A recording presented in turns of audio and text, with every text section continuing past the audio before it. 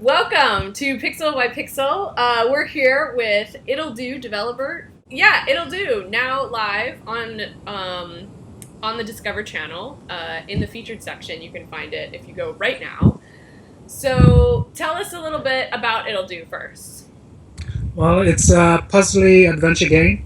It's very obviously a big homage to Zelda, which is what people immediately see with the trailer and the screenshots. But the game is actually more of a Metroidvania in structure, and it's full of humor and doesn't take itself seriously at all. Oh yeah, is that how you would describe yourself, or how much of yourself is in this game? Well, I'm not a pretentious guy, so yeah. How long have you been working on Ittle Dew now? So on and off for 3 years, I think. Okay.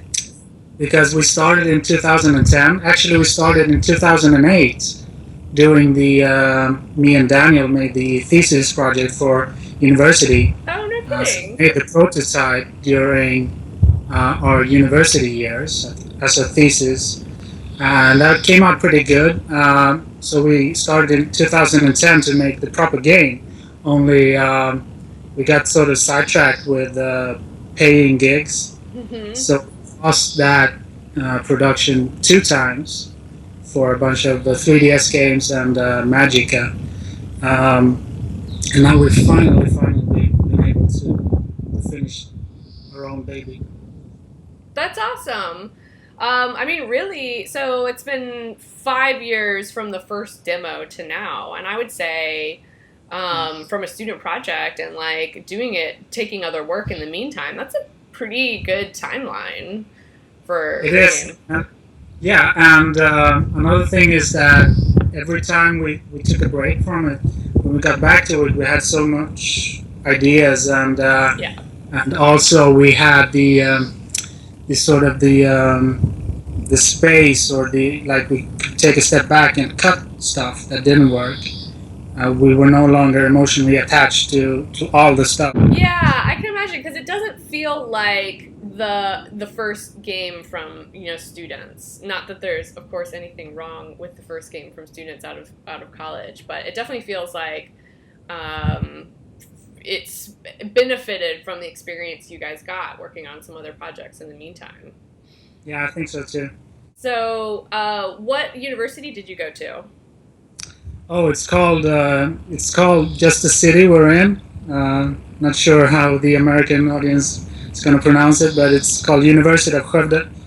And we live in the city of Skövde. It was a very small city, 50,000 people, but we have like between 15 and 20 game companies here. It's a weird and very fun environment. I'm sitting in what we call a science park, and it's got a bunch of buildings. I don't know if you see it. Yeah. They're building new ones as well, and there are about 10 companies here, I think, maybe more, maybe 15, and then in the rest of the city there are 5 to 10 more game companies, and we get together. We have pub rounds, we have other kinds of meetings, and there's actually the municipality is really into games as well, helping us fund projects and stuff like that. So that's great. That's fantastic. And is it mainly local, or do you have people that move from other countries? I mean, it sounds pretty dynamic.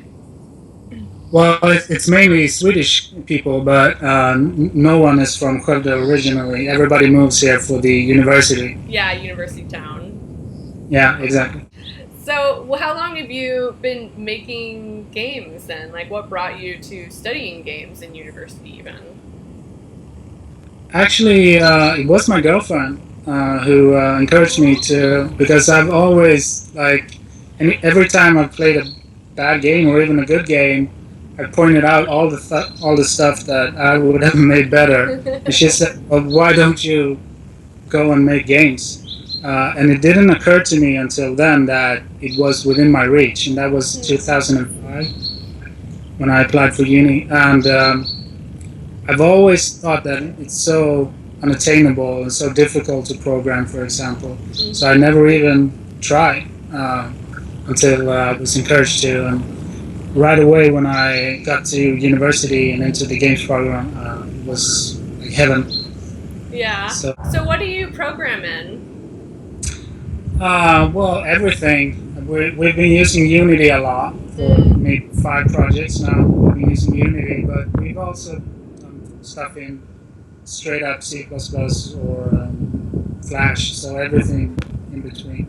What would you say to people that that were in the same place that you were in, that feel like programming is this huge barrier to entry into gaming? Well, start with like an idea of what you want to accomplish. Normally, when programmers teach people, they focus on semantics and getting stuff right and starting from the beginning, but nobody knows what the beginning is. I would say start with the vision of a finished game and make it as small as possible, and just start hacking, and don't care about the quality of the code. Care about the quality of the finished project instead. And that's my tip. What's an example of a small game when you say that? Okay. Isn't the Hello World equivalent for game programmers? Isn't it just a space shooter, 2D space shooter, where you just put a plane on the left side and go up and down and shoot baddies from the right, and iterate from there, basically. And you can start in something like GameMaker. It's perfect to get you into it, and then you can sort of branch out from there. I have one tip for you, or anyone who want to start programming. In this GameMaker, where you start with the drag and drop interface to just get shit done, and then you can always swap out object per object and go in and program it using the programming language in GameMaker, which is very similar to C# or C++. So just to start to get an idea of how the game is done, and then you program it. What's the plan for Ittle Dew going forward? Because I know you have other. The plan is to get it out everywhere, basically. Great. So it's out OUYA now, and it's out on PC, but we're going for all the platforms that we can with it. And where is it available on PC? On ittledew.com. Okay. And it's going to be on the Humble Store and on Steam by the end of July. Awesome. Well, thanks so much for taking the time today to chat. It was really great to see you.